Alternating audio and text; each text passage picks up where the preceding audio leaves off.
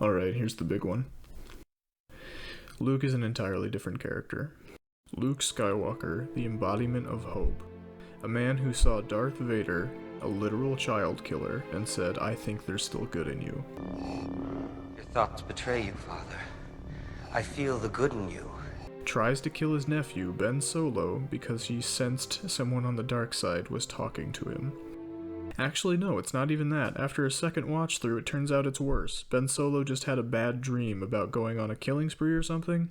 I don't know, it was a dream, which is something people can't even control.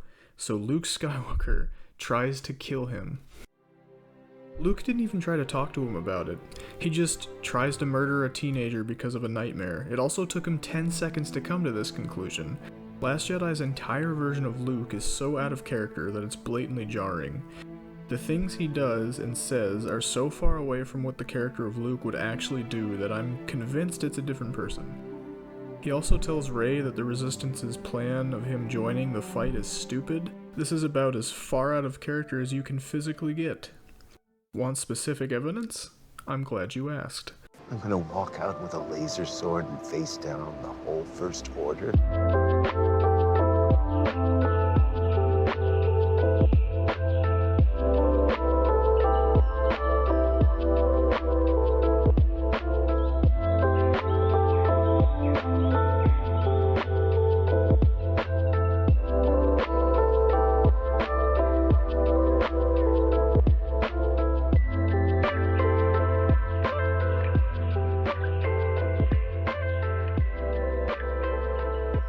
I think this speaks for itself regarding how a certain film didn't understand what character they were writing.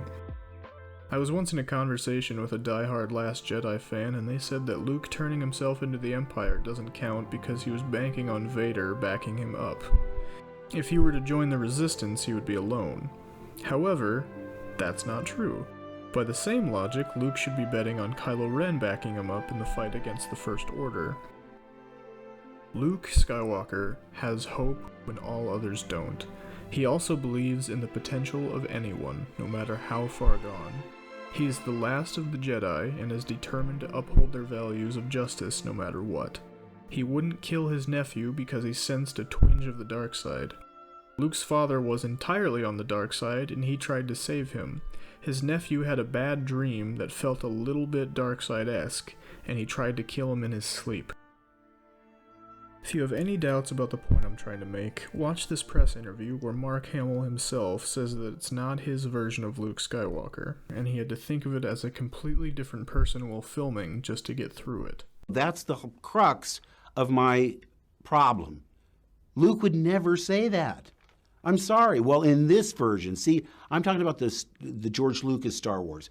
This is the next generation of Star Wars, so I almost had to think of Luke as another character. Maybe he's Jake Skywalker. He's not my Luke Skywalker. From this point on, I motion that the new canon be that the sequel trilogy's Luke is actually Jake Skywalker. Also side note, Jake Skywalker gives 0 attempts to save Ben Solo, despite trying for an entire film to save Vader.